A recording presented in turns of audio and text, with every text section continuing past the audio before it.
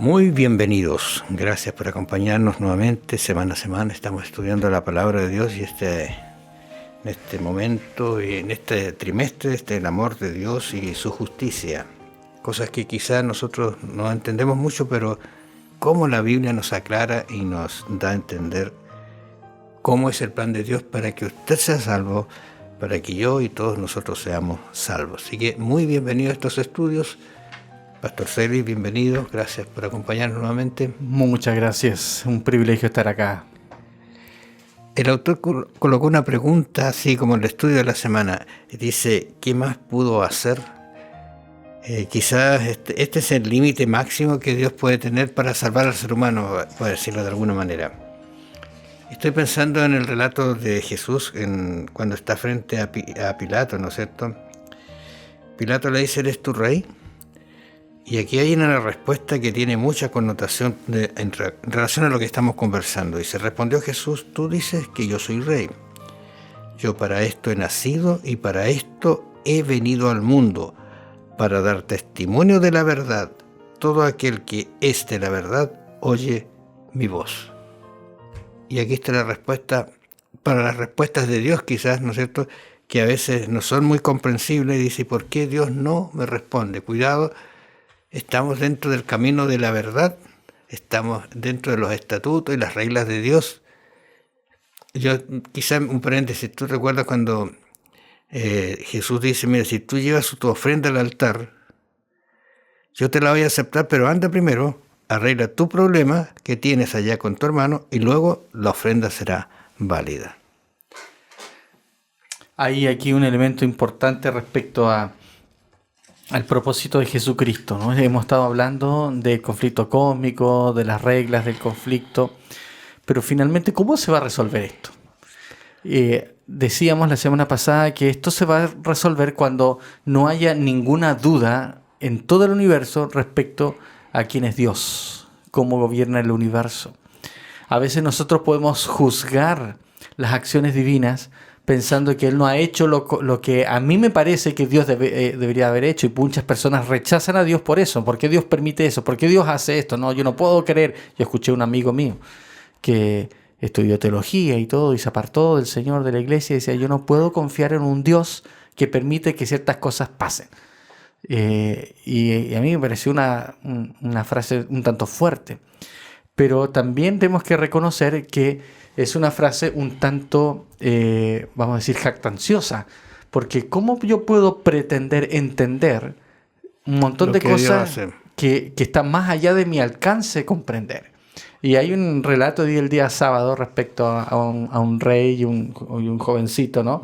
Un niño huérfano que fue adoptado por una familia de época medieval, y él nace con un odio hacia el rey, porque el rey permitió, digamos, que fuese separado de su familia cuando ellos estaban enfermos, y él nunca más volvió a ver a sus padres, ¿no? ¿Por qué este rey me separó de mis padres y vivió todavía apartado de ellos? Y en realidad nunca más lo volvió a ver porque ellos murieron. Pero cuando grande se dio cuenta que el rey lo había hecho para protegerlo, porque si él se quedaba con sus padres, él se iba a contagiar de la misma enfermedad y iba a morir. De la malaria, dice. Entonces, estamos viendo acá que a veces las cosas que nos parecen crueles, difíciles, en realidad han sido actos de misericordia de Dios. Y lo mismo sucede con el gran conflicto, ¿no? Nosotros decimos, ¿por qué Dios permite eso? ¿Por qué Dios hace eso? Bueno, no tenemos toda la información, pero sí tenemos suficiente información para poder decir que podemos confiar y podemos creer en Dios, ¿no? Y Dios ha mostrado y nos ha dado suficiente evidencia para poder darnos cuenta de que Él es un Dios justo, un Dios de amor, y que lo que Satanás acusó a Dios, ¿no? De ser un Dios tirano, de ser un Dios que no es justo, es finalmente mentira, ¿no? Entonces, Jesucristo vino justamente a eso, a deshacer las obras del diablo y a mostrar la verdad. Y ahí está ese diálogo que usted mencionaba con Pilato, donde Jesucristo dice que Él ha venido al mundo para dar testimonio de la verdad. Él viene a poder, digamos, sacar vamos a decir, la venda de los ojos al mundo, al universo, para darse cuenta de que Satanás ha propuesto y lo que Satanás propone es algo totalmente falso, equivocado, y que Dios es verdad, Jesucristo es la verdad. De hecho, en nuestro estudio, y sería bueno que cada uno de nosotros lo analicemos un poquito más, dice el engañador del mundo entero desde el principio. Él es engañador. En segundo lugar, el calumniador y acusador de Dios y de su pueblo en el cielo. El caso de Job, ¿te recuerdas? Y el gobernante usurpador de este mundo. O sea, él no es de este mundo, no es el rey. Dios lo ha tildado así porque se posicionó, porque nosotros, el ser humano, le dio la cabida. O sea, estas son características realmente infames de un gobernador que nos quiere gobernar, pero en realidad estoy pensando, ¿cómo seríamos si él nos gobernara? ¿Cómo seríamos si él fuera realmente un rey? Juan 18:37 dice, le dijo Pilato luego, ¿eres tu rey? Sabe que yo he pensado en las oportunidades que tuvo Pilato, ¿eh? Yo creo que fue uno de los momentos, y voy a decirlo así, más sublimes de Cristo tratar de salvar a Pilato de su situación. Pero su orgullo, su insistencia, su vanagloria, no tener un carácter así para decidir, lo perdió, fue terrible, porque Dios le dio todas las oportunidades, incluso cuando Pilato le dice, ¿y qué es la verdad? Él sale, porque está buscando otra cosa, no estaba buscando la verdad, y ese es un problema que podemos tener también los seres humanos, buscamos la verdad, pero en realidad no la buscamos. Bueno, aquí está el ejemplo claro que nos deja la Biblia de que teniendo toda la evidencia para conocer a Dios, entender los ataques del enemigo, ¿no? Las mentiras del enemigo, y poder conocer la verdad de Dios, aún así hay muchas personas que van a rechazar la verdad que Jesucristo vino a mostrar. Entonces, decíamos hace unas semanas atrás que el conflicto cósmico es un conflicto respecto a la verdad. ¿Quién tiene la verdad? ¿En quién podemos confiar? Jesucristo vino a dar testimonio de la verdad. Jesucristo vino a mostrar que Satanás está equivocado. Hay varios textos en la Biblia que nos muestran, ¿cierto?, que Jesucristo viene para dar testimonio de la verdad, viene a demostrar de manera suprema la justicia y el amor perfectos de Dios, y que finalmente viene a destruir el reino del diablo, viene a mostrar que las obras de Satanás son contrarias al reino de Dios y que los resultados que producen las acciones de Satanás finalmente son miserables, nos traen tristeza, dolor, enfermedad y muerte. Por lo tanto, todo lo que Jesús vino a hacer es venir a desenmascarar a Satanás y a mostrar al universo y a nosotros de que debemos confiar en Dios, que podemos confiar en Dios y que Satanás finalmente siempre estuvo equivocado. O sea, Dios ha desenmascarado a Satanás con la verdad. Satanás trata de mostrar a un Dios, pero con la mentira, con el engaño, la usurpación. Nosotros ya hemos hablado cuál va a ser el final del conflicto, quién va a vencer, quién va a ser el victorioso. Pero nuestras decisiones son las que van a determinar en qué bando estamos, en el que triunfa o en el que cae vencido por Satanás. Esperamos que estemos en el bando de Jesús. Hay en el libro de Romanos un antecedente muy bonito que me gustaría que usted se lea todo el libro de Romanos, porque Romanos presenta la justificación por la fe, comienza hablando de las doctrinas y termina desde el capítulo 11, me parece, en adelante, cómo ahora se aplican esas doctrinas a la vida diaria. Pero cuando está hablando Romanos acerca de nuestra situación, dice, por cuanto todos pecaron y están destituidos de la gloria de Dios. ¡Qué terrible! Quizá entenderlo nos haría pensar y temblar acerca de esto. Siendo justificados gratuitamente por su gracia mediante la redención que es en Cristo Jesús, quien, dice, Dios puso como propiciación por medio de la fe en su sangre para manifestar su justicia a causa de haber pasado por alto en su paciencia los pecados pasados. Aquí nos hace un resumen de lo que estamos hablando en relación que quién es el justo y quién es el que justifica y quién nos hace aptos para heredar el reino de los cielos, en realidad.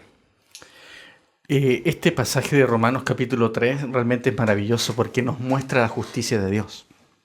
frente a las acusaciones de Satanás. Satanás acusó que Dios era un Dios, no sé, que él solamente pensaba en sí mismo, un Dios tirano, un Dios que no podía en realidad cumplir con sus propios requerimientos, ¿no? Había una contradicción en el carácter de Dios, en su gobierno, porque Dios no podía ser Dios de amor y Dios justo al mismo tiempo. Todo este trimestre hemos estado hablando acerca de cómo se relaciona el amor y la justicia de Dios. Y la mejor demostración de cómo se relaciona el amor y la justicia de Dios está en esto que acabamos de leer, que Jesucristo vino a morir por nosotros, puso su vida por propiciación. Y este es el elemento central del conflicto.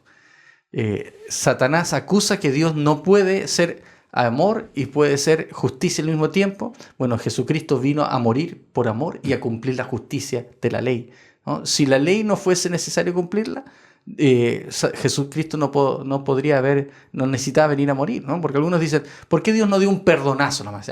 Que ya pecaron, ya perdonazo para todos, amnistía, ¿no?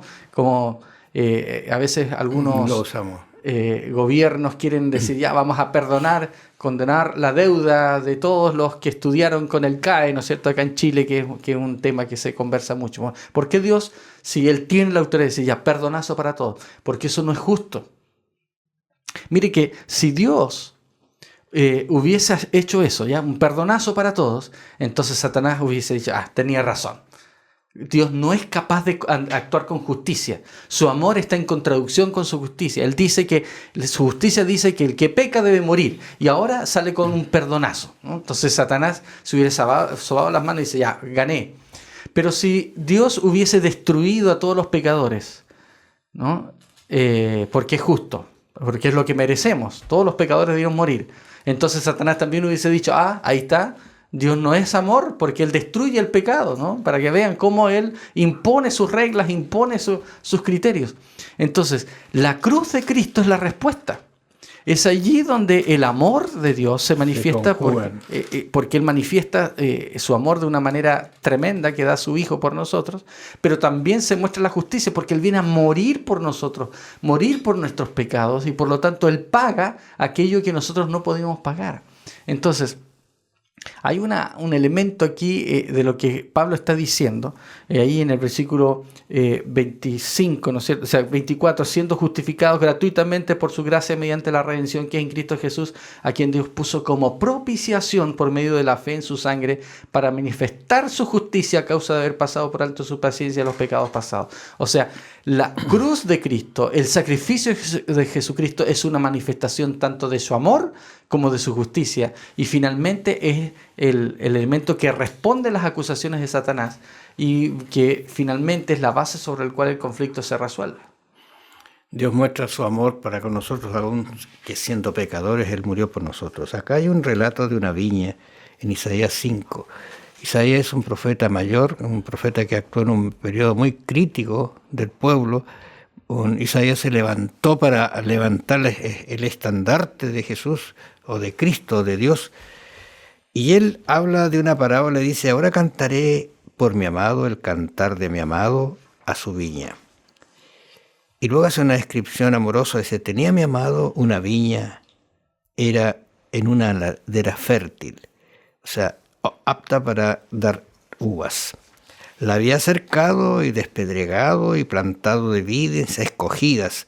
Había edificado en medio de ella una torre y hecho también en ella un lugar y esperaba que diese uvas y dio uvas silvestres. El relato sigue, es maravilloso como lo describe, pero si uno mira algunos detalles, ¿qué es lo que hizo el dueño?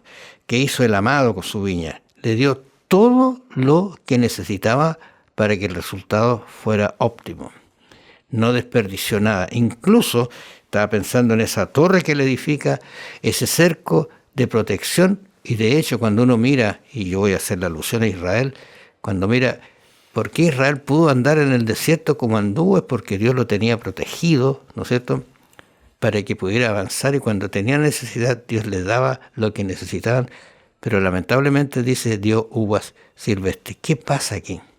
Aquí hay un elemento más que nos muestra cómo Dios, a pesar de nuestros pecados, a pesar de nuestra rebelión, de nuestra maldad, da todas las oportunidades posibles.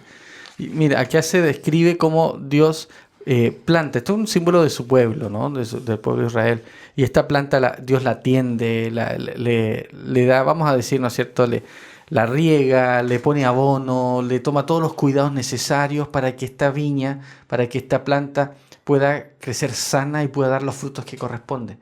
Pero a pesar de todos los cuidados de Dios, la planta da la vida uvas agrias, uvas amargas, uvas podridas, dice el folleto. Sí, son las más. ¿Ya? Entonces, ¿qué puede hacer Dios ahora? Y esa es la lección que nos queremos que aprendamos. Dice, ¿qué más puedo hacer? Dice. ¿Ya? Yo les di todas las posibilidades. Él envió a Jesucristo. Él manifestó su gloria, manifestó su amor en Jesucristo. Él les dio la oportunidad de salvación. Él hizo provisión por la salvación de nuestros pecados. Pero finalmente Dios respeta también nuestras decisiones. Él hizo todo lo adecuado, todo lo correcto, pero nosotros como sus hijos, a veces no siempre, lamentablemente hay gente que no acepta lo que el Señor ha hecho. Entonces, la única manera en que nosotros podemos obtener la victoria es a través de Jesucristo, ¿no? Es la sangre del Cordero la que produce la victoria ahí en Apocalipsis capítulo 12. Por lo tanto, lo que Dios nos invita ahora es poder darnos cuenta de que Él ha hecho ya todo lo necesario para que podamos creer y confiar en Él. Pero aún así hay personas que, como vamos a ver en la siguiente sección, hay gente que le sigue rechazando.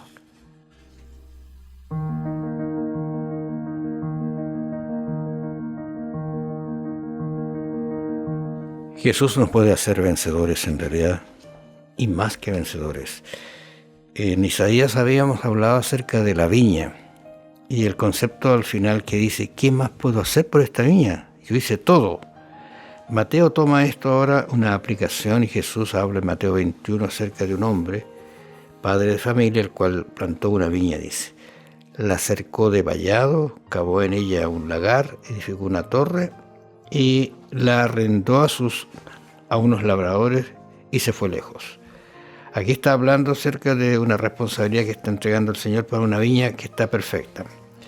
Y cuando se acercó el tiempo de los frutos, envió sus siervos a los labradores para que viniesen o recibiesen los frutos. Se merecía, era el dueño. Envió nuevo otros.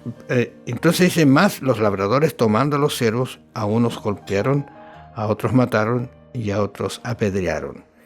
Envió de nuevo otros siervos, más que los primeros. Hicieron con ellos de la misma manera. Finalmente, dice aquí, envió a su hijo diciendo, tendrán respeto de mi hijo. Mas los labradores, cuando vieron al hijo, dijeron entre sí, este es el heredero, venid, matémosles y apoderémonos de su heredad. Si bien es cierto una aplicación, pero qué cruel lo que pasa acá en relación a lo que Cristo está demostrando, que hizo por su pueblo, que hace por nosotros hoy día. Aquí vemos que nuevamente aparece esta idea de la viña, pero ahora ya no es el problema de los frutos, sino el problema son los trabajadores. Los trabajadores no están dispuestos a recibir a los enviados por el dueño de la viña. Y nuevamente vemos acá que Dios agota todos los medios. Y esto es algo que nosotros tenemos que entender, que en el contexto del conflicto, en el contexto del plan de salvación, en el contexto de poder salvar a las personas, Dios hizo todo lo que podía haber hecho. Incluso cosas que Él no hubiese querido hacer. ¿En qué sentido? En que Dios permitió el mal para dar la oportunidad de que el universo pueda darse cuenta de que el mal no es algo bueno, ¿verdad? Que el mal producía destrucción, producía muerte. En ese sentido, Dios hizo todo lo necesario para poder abrirnos los ojos, mostrarnos su amor y podamos acudir a Él. Pero sin embargo, hay todavía personas que no están dispuestas a reconocer la soberanía divina, no están dispuestas a reconocer el amor de Dios. Y este es el mensaje de esta parábola. Sin duda, los los judíos cuando escucharon esta parábola tienen que haberse recordado inmediatamente el ¿A quién se refería? el relato de Isaías 5, ¿no? Es el pueblo de Dios, son ellos que han recibido todas las oportunidades de parte de Dios. Sin embargo, ellos no están dispuestos a reconocer la obra de Cristo. Entonces, finalmente, Dios ha hecho todo lo necesario para poder salvarnos. Él dio a su Hijo. Él mostró su verdadero carácter en contraste al carácter que Satanás estaba presentando. ¿Qué más podemos pedirle a Dios, a un Dios que estuvo dispuesto a entregar su Hijo, a entregarse a sí mismo por nosotros? ¿Qué más podemos decir al respecto a un Dios que nos está dando todas las oportunidades para que podamos conocerlo y tener una relación con Él? Pablo, hablando acerca lo habíamos comentado esto en Romanos capítulo 3, acerca de la situación que presentó en los capítulos anteriores, él presenta, por ejemplo, la maldad de los paganos, voy a decir así, de los que no creen en Dios. Y entonces el judío dice, claro, están condenados, voy a decir así. Y Pablo dice, incluso los entregó a una mente reprobada, a la maldición. Y luego habla de los judíos, interesante. Pero cuando le habla de los judíos, le dice, ¿y ustedes? Y dice aquí, ¿qué ventaja tiene pues el judío? Ya hablamos de los malos, voy a decir así. ¿O de qué aprovecha la circuncisión? ¿Alguna situación puntual que era propia de ellos? Mucho en todas maneras. Primero, ciertamente, que les ha dado o le ha sido confiada la palabra de Dios. Punto 1. Pues, ¿qué si algunos de ellos han sido incrédulos? ¿Su incredulidad habrá hecho nula la fidelidad de Dios? De ninguna manera. Antes bien, sea Dios veraz y todo hombre mentiroso, como está escrito, para que seas justificado en tus palabras y venzas cuando fueres juzgado por Cristo. Aquí hay un elemento interesante, tanto en Isaías 5 como aquí en lo que usted acaba de leer en Romanos capítulo 3. Hay una invitación de parte de Dios a juzgarlo a Él. Dice, vengan ustedes, vean mi viña, le dice Isaías, ¿no? ¿Qué más puedo hacer? Y acá también dice, ¿no es cierto?, ¿qué más se puede hacer por el pueblo judío, ¿no? ¿De qué ventaja tiene el ser judío, por así decirlo, lo dice, ¿no? Entonces, hay una invitación de parte de Dios a las criaturas a juzgarlo a Él, ¿ya? Si ya ustedes están viendo que yo hice todo. De hecho, el gran conflicto, nosotros sabemos que se trata también de un juicio a Dios. En el juicio investigador que nosotros creemos que se está realizando ahora, no solamente se están viendo nuestros nombres, sino se están viendo si Dios nos dio suficientes oportunidades para salvarnos. Por lo tanto, la justicia de Dios finalmente se va a vindicar cuando el universo reconozca que Dios hizo todo lo que estaba en sus manos para poder salvarnos. Y eso es lo que vindica el carácter de Dios. Y eso es lo que uno puede entender después cuando aparece en Apocalipsis y en otras partes de la Biblia, esas exclamaciones de alabanza, porque en realidad el universo se va a dar cuenta que Dios hizo todo lo que estaba en sus manos, ¿no? Entonces, y lo hace de una manera transparente porque nos invita a nosotros también a juzgar. A ser partícipes. A ser partícipes de ese juicio, ¿no? Y la Biblia dice que se nos dará, se les da a los santos la capacidad de juzgar. Se nos dice que nosotros vamos a juzgar a los ángeles, vamos a ser partícipes de eso. Por lo tanto, Dios ha actuado de la manera más transparente, más completa posible para poder arreglar esta situación y poder vindicar su nombre. Y ahí es donde encontramos en textos como en Apocalipsis capítulo 15, en el contexto de las... Versículo 3. Dice. Sí, en el versículo 3, él dice, cantan el cántico de Moisés, siervo de Dios, cántico del Cordero, diciendo, grandes y maravillosas son tus obras, Señor Dios Todopoderoso, justos y verdaderos son tus caminos, Rey de los santos. Noten que este texto está justo antes de que comiencen a caer las plagas. Por lo tanto, Dios entiende a partir de este reconocimiento que ya la justicia de Dios se ha manifestado, se ha vindicado y por lo tanto Dios puede actuar para finalmente liberar a su pueblo y exterminar el pecado. Eso sucede aquí y sucede también en Apocalipsis capítulo 19, en el momento en que Jesucristo ya termina el juicio y viene también en el momento de su segunda venida, ¿no? Dice en Apocalipsis capítulo 19, dice en versículo 1, Juan dice: después de esto vi una gran voz de gran multitud en el cielo que decía: aleluya, salvación y honra y gloria y poder son del Señor Dios nuestro, porque sus juicios son verdaderos y justos, pues ha juzgado a la gran ramera que ha corrompido a la tierra con su fornicación y ha vengado la sangre de sus siervos de la mano de ella. Finalmente Dios es vindicado. Todo el universo, todas las criaturas se dan cuenta que Dios es justo y que Satanás estaba equivocado. La verdad de las cosas es que es sublime pensar que en algún momento podamos decir: mira, justos y son sus juicios. Aleluya, dice la gran multitud.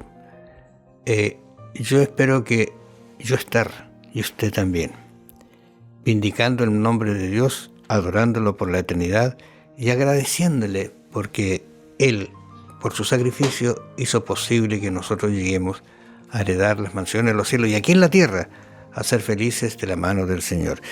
Que el Señor los bendiga y los acompañe y vamos a encontrarnos la próxima semana.